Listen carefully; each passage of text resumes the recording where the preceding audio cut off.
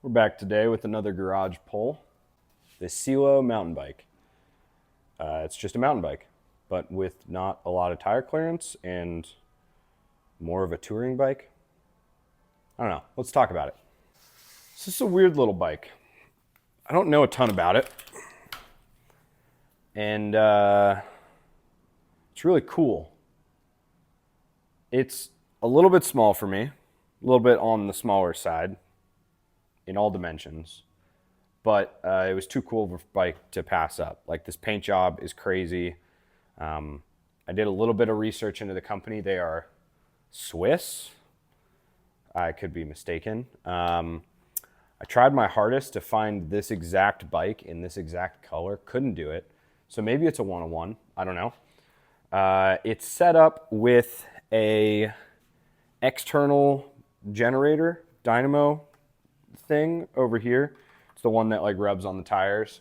It's cut. It definitely doesn't work. It does have the bulb still up here, and this one's set up for more like super commuting. And honestly, looking at the bike, it's got tire clearance for like a 2.0, maybe a 2.1. So I feel like that's probably about right. That's what this bike should be for. So the plan is strip everything off of it, clean it, put everything back on it, new tires. I might swap the handlebars to something a little bit different, put a better saddle on it, maybe some pedals, but these are also some matching Dior pedals, so these might stay. And then, yeah, just make it into a cool townie. Isn't that what I always do? So this thing's in relatively good shape, but I don't have any need for it. I don't.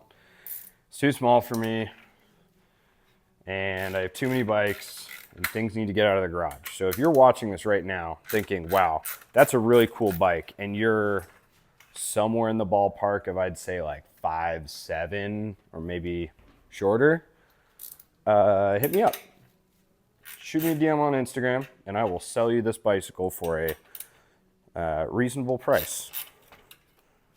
So I've shown how to strip a bike a million times. And so this time, I'm not going to show it, maybe. I think. I don't know, man. I'm out of it today. We're going to pull the cables, cut them, cut all the cables, and then remove the cables, and then remove the derailleurs and all the things, and then everything else that's sitting on the frame. The fenders will come off, and the cranks, and the bottom bracket, and the bars, and all the things. Everything off the bike, and then clean it. So I'll see you when I'm done with taking everything off. Torn down, done. Check out these parts.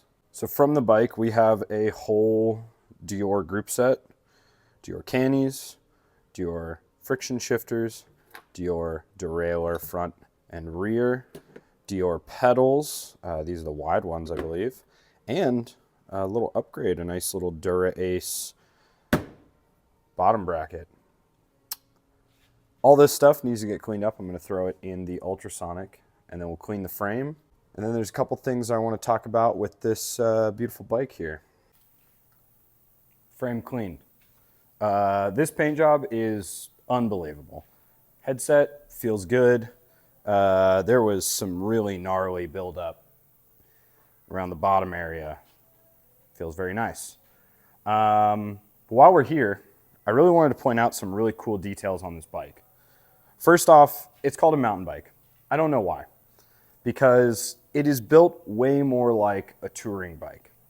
It has a full pump stoppers, whatever they're called, top and bottom, to have a full-size pump in the rear here.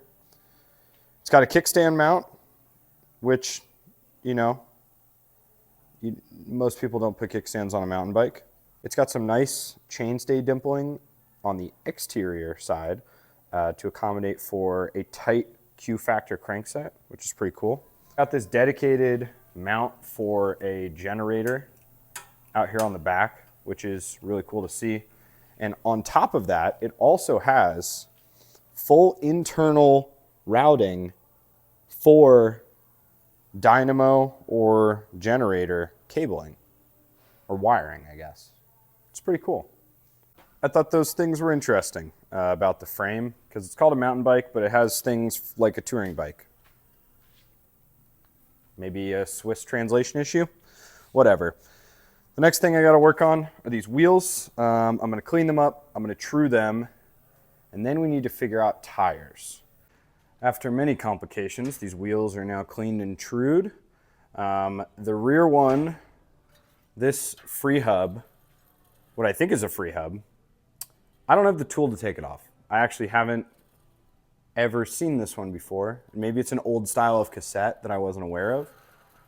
It works really well, and I got it pretty clean by hand. I wish that I could have taken it off, but oh well. So those tires say that they are 2.25s. These are 2.35s. These are Schwalbe Fat Franks. I felt that they would look good on this bike. So we're going to try to fit them. I think the front wheel had less clearance, so I'm going to start with that one. And if you have a god that you pray to, maybe ask for tire clearance for this group prayer. And maybe we'll get lucky. All right, tires on. I think it's seated fully, so let's find out if it fits.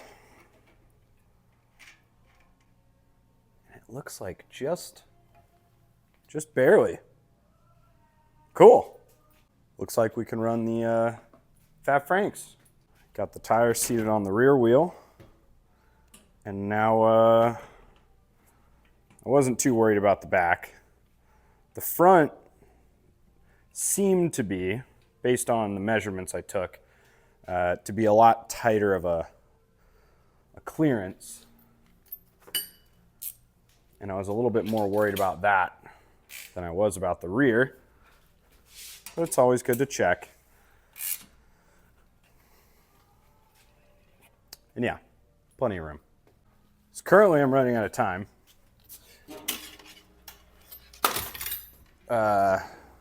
Time to work on bikes this morning. Unfortunately, I am needed elsewhere. Well, unfortunately for you guys. There is some cool stuff going on this week. If you follow my Instagram, I'll be posting about it. You don't need to worry about that. Here's where we are. We have all the components cleaned. Everything nice and fresh, ready to go back on it. Tires, wheels, frame, everything's like ready. The only thing that I'm really missing is a different set of handlebars. I'm not sure, you know, these originally came with the bike. They're a little skinny. For the right person, they're the right bar. I just feel like it needs something different, something a little bit more fun. So I've got a couple of things that we need to stock for the shop on order coming in that I could play around with. I've got a couple different ideas of how this bike could go, street cruiser style. It's going to keep the 3x. Everything is going to be put back on that's original drivetrain, shifters, brakes. But I want to make it a little bit more fun. I'm thinking maybe a slammed BMX bar. That's one option. Second option is a big swoopy bar, kind of like the Pinky was. I love that setup. But yeah, it's a short video today. Fuck it. If you like this bike and want to buy it, let me know. If you know much of the history about it, please tell me in the comments. These are semi-rare. I know they made more road bikes than they did these mountain bikes, so it'd be cool to know if anybody has much knowledge. So for today, I think I'm done. It's probably going to be a two-parter, maybe three, who knows. I'll see you in the next one. cool bike. Just saying.